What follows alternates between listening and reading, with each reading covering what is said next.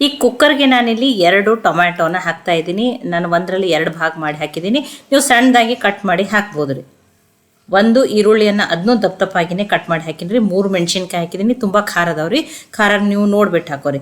ಅರ್ಧ ಬಟ್ಲಾಗಷ್ಟೇ ಹಸಿ ಶೇಂಗಾನ ಹಾಕ್ತಾ ಇದ್ದೀನಿ. 1 ಸ್ಪೂನ್ ಆಗಷ್ಟೇ ಎಣ್ಣೆಯನ್ನು ಹಾಕ್ತಾ ಇದ್ದೀನಿ ನೋಡಿ. ಒಂದು ಅರ್ಧ ಸ್ಪೂನ್ ಆಗಷ್ಟೇ ಜೀರಿಗೆ, ಒಂದು ಸ್ವಲ್ಪ ಹುಣಸೆ ಹಣ್ಣು ನೋಡಿ, ಒಂದು 3 ಬೆಳ್ಳುಳ್ಳಿ ಹೆಸರು, ಸ್ವಲ್ಪ ಹಸಿ ಶುಂಠಿಯನ್ನು ಹಾಕ್ತಾ ಇದ್ದೀನಿ.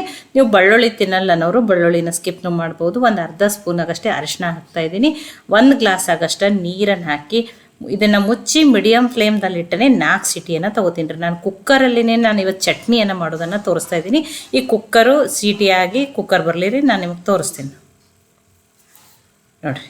ಆಮೇಲೆ ನಾನೇನು ಮಾಡ್ತೀನಿ, ಈ ಟೊಮೆಟೊ ಸಿಪ್ಪೆಯನ್ನು ತೆಗೆದು ಬಿಡ್ತೀನಿ. ಕಂಪ್ಲೀಟಾಗಿ ಆರಲಿ ರೀ. ಆರಿದ್ಮೇಲೆ ನಾನು ಮಿಕ್ಸಿಗೆ ಹಾಕೋತೀನಿ ನೋಡಿರಿ. ಈಗ ಆರ್ಯದ ಮಿಕ್ಸಿಗೆ ಹಾಕೋತಾ ಇದ್ದೀನಿ ನೋಡಿ. ನಾನು ಟೊಮ್ಯಾಟೊದ ಸಿಪ್ಪೆಯನ್ನು ತೆಗೆದುಬಿಟ್ಟು ತೊಗೊಂಡೀನಿ ರೀ ನೋಡಿ. ಇಡ್ಲಿ, ದೋಸೆ, ಪಡ್ಡು ಎಲ್ಲದಕ್ಕೂ ಬೆಸ್ಟ್ ಕಾಂಬಿನೇಷನ್ ರೀ. ಒಂದು ಸಲ ಟ್ರೈ ಮಾಡಿ ನೋಡಿರಿ. ಈಗ ಇದಕ್ಕೆ ರುಚಿಗೆ ತಕ್ಕಷ್ಟು ಉಪ್ಪನ್ನು ಹಾಕ್ತಾಯಿದ್ದೀನಿ. ಈಗ ಇದನ್ನು ನುಣ್ಣಗೆ ರುಬ್ಕೊಂಬರ್ತೀನಿ ರೀ ನೋಡಿ. ನುಣ್ಣಗೆ ರುಬ್ಕೊಂಡಿದ್ದೀನಿ. ಈಗ ಇದಕ್ಕೆ ಒಗ್ಗರಣೆ ಹಾಕೊಂಡ್ರಿ ನೋಡಿ. ಒಗ್ಗರಣೆಗೆ ನಾನಿಲ್ಲಿ ದೊಡ್ಡ ಸ್ಪೂನ್ದಿಂದನೇ 1 ಸ್ಪೂನ್ ಆಗಷ್ಟೇ ಎಣ್ಣೆನ ಹಾಕ್ತಾಯಿದ್ದೀನಿ. ಒಂದು ಅರ್ಧ ಸ್ಪೂನ್ ಆಗಷ್ಟೇ ಸಾಸಿವೆ, ಅರ್ಧ ಸ್ಪೂನ್ ಆಗಷ್ಟು ಜೀರಿಗೆ, ಒಂದು 2 ಒಣ ಮೆಣಸಿನ್ಕಾಯಿ ಹಾಕ್ತಾಯಿದ್ದೀನಿ. ಸ್ವಲ್ಪ ಕರಿಬೇವು ಸೊಪ್ಪನ್ನು ಹಾಕ್ತಾಯಿದ್ದೀನಿ ನೋಡಿ. ಇದೆಲ್ಲ ಫ್ರೈ ಆದಮೇಲೆ ಸ್ವಲ್ಪ ಕೊತ್ತಂಬರಿ ಸೊಪ್ಪನ್ನು ಸಣ್ಣದಾಗಿ ಕಟ್ ಮಾಡಿ ಹಾಕ್ತಾಯಿದ್ದೀನಿ ನೋಡಿರಿ. ಈಗ ರುಬ್ಬಿಟ್ಕೊಂಡಿರುವಂಥ ಚಟ್ನಿಯನ್ನು ಹಾಕೊಂಡ್ರಿ ನೋಡಿ. ಚಟ್ನಿ ಹಾಕಿ ಒಂದು ಅರ್ಧ ನಿಮಿಷ ಆಗಷ್ಟೇ ಮಿಕ್ಸ್ ಮಾಡಿದ್ಮೇಲೆ ನಾನು ಗ್ಯಾಸನ್ನು ಆಫ್ ಮಾಡ್ತೀನಿ ರೀ. ಚಟ್ನಿ ಎಷ್ಟು ತೆಳು ಬೇಕೋ ಗಟ್ಟಿ ಬೇಕೋ ನೋಡಿಬಿಟ್ಟು ನೀರು ಇನ್ನೊಂದು ಸ್ವಲ್ಪ ಉಪ್ಪನ್ನು ಹಾಕ್ಕೊಂಡು ನೀವೇನು ಮಾಡಿರಿ ಅಡ್ಜಸ್ಟ್ ಮಾಡ್ಕೊರಿ ನೋಡಿ.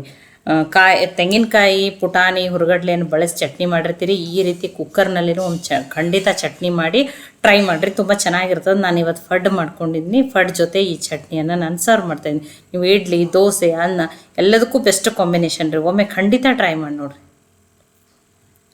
ನೋಡಿ. ಈಗ ನಾನು ಈ ಫಡ್ಡಿನ ಜೊತೆ ಈ ಕುಕ್ಕರ್ನಲ್ಲಿ ಮಾಡಿರುವ ಈರುಳ್ಳಿ ಟೊಮ್ಯಾಟೊ ಚಟ್ನಿಯನ್ನು ಏನು ಮಾಡ್ತಾಯಿದ್ದೀನಿ, ಸರ್ವ್ ಮಾಡ್ತಾಯಿದ್ದೀನಿ. ತುಂಬಾ ಟೇಸ್ಟಿಯಾಗಿರ್ತದೆ. ಟ್ರೈ ಮಾಡಿ ನೋಡಿರಿ ಒಂದು ಸಲ ನೋಡಿ. ಫಡ್ಡನ್ನು ತುಂಬಾ ಸಾಫ್ಟಾಗಿ ಬಂದಾವ.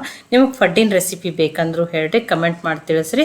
ನಾನು ಫಡ್ಡನ್ನು ಮಾಡಿಬಿಟ್ಟು ತೋರಿಸ್ತೀನಿ ನೋಡಿ. ಬಿಸಿ ಬಿಸಿ ಫಡ್ಡು ಚಟ್ನಿ ರೆಡಿ ಆಗಿದ್ರಿ. ಈ ಚಟ್ನಿಯನ್ನು ಅತಿ ಕಡಿಮೆ ಸಮಯದಲ್ಲಿನೇ ಮಾಡ್ಕೋಬೋದು. ಒಂದೊಂದ್ಸಲ ಕಾಯಿ ಇರೋದಿಲ್ಲ, ತೆಂಗಿನಕಾಯಿ ಅದು ಕೊಬ್ಬರಿ ಅದು ಇರೋದಿಲ್ಲ.